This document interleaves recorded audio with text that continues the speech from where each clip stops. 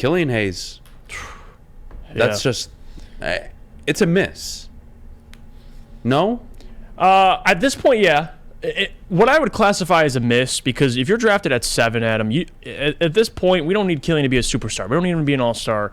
You need to be a contributor at the very least, and someone that can come off your bench and be your 6th, or excuse me, not 6th, but 7th or 8th man.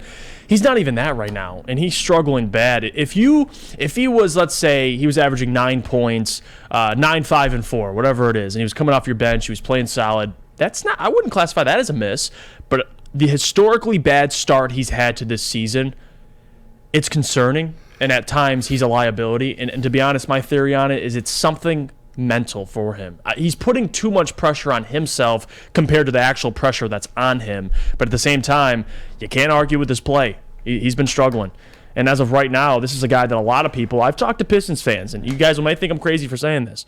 Pistons fans I've talked to, not me, but people I've talked to, really believed Killian could be your 6th man this year. And even at the time, I thought that was, completely crazy.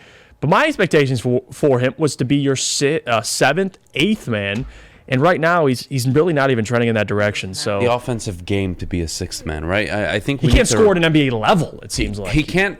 What does a 6th man do on a good team? A contending team? 12, 13 a night? Right? You're not getting half of that right now. Less than half of that from Killian Hayes. He's not a 6th man. If anything, he's just a perimeter defender that you would like to have on your team. He's a credible passer. He just can't score. He's a good facilitator, and that's it. No offensive game, and he's a liability. And as good of a defender as he is, Adam, he actually has as many fouls as assists. So, the fouls are concerning, too. So, again, I was at the game about a week ago, the Hawks game, with Anthony, Pistons talk, shout out to him.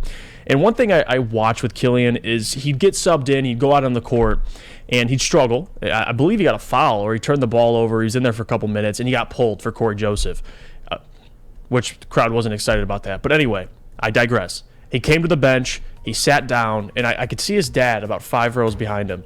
And the thing that you could just visibly see that you really can't see on the broadcast when you're in the arena is how frustrated he is at himself. And looking at his dad's just watching him like, yep, this is what he is. Like, he's frustrated, and rightfully so, with this play. But that's why I do think it's mentally. There's really not that much pressure. This team isn't contending.